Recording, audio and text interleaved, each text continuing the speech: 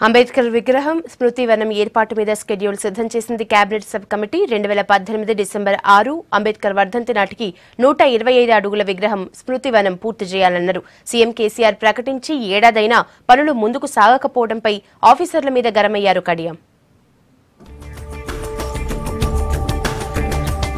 వచ్చే ఏడాది doctor BR Ambedkar వర్ధంతి నాటికి స్మృతివనం 125 అడుగుల విగ్రహం సిద్ధం కావాలన్నారు మంత్రి కడియం శ్రీహరి. సెక్రటేరియట్ల కడియం అధ్యక్షతన కేబినెట్ సబ్ కమిటీ సమావేశమైంది.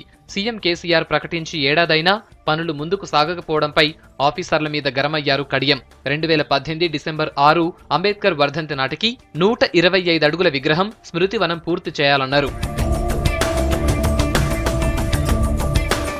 సమావేశంలో విగ్రహం స్మృతివనం మోడల్ కట్టడాల్ని సభ్యుల కోసం ప్రదర్శించారు కమిటీ చైర్మన్. విగ్రహ నమూనాల మీద చైనా, అసోంలో పర్యటించి 5 నెలలవుతున్నా పనులు మొదలు పెట్టకపోవటం మీద అసహనం వ్యక్తం చేశారు.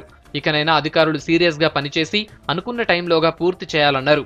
ఈ నెలాఖరులోపు విగ్రహాన్ని ఏర్పాటు చేసే సంస్థను ఖరారు చేయడంతో పాటు ఒప్పందం కుదుర్చుకోవాలన్నారు. విగ్రహానికి సంబంధించి ఆగస్టు నెలలో డిపిఆర్లు రెడీ చేసి సెప్టెంబర్ నాటికి వాటిని ఫైనల్ చేయాలన్నారు. అక్టోబర్లో గ్లోబల్ టెండర్లు పిలవాలని, నవంబర్ నెలాఖరుకు టెండర్లు ఎంపిక చేయటం, ఒప్పందం కుదుర్చుకోవటం పూర్తి చేయాలని చెప్పారు. ఎట్టి పరిస్థితుల్లో 2018 డిసెంబర్ 6వ తేదీ నాటికి విగ్రహ ఏర్పాటుతో పాటు స్మృతివనం ప్రారంభించుకోవాలన్నారు.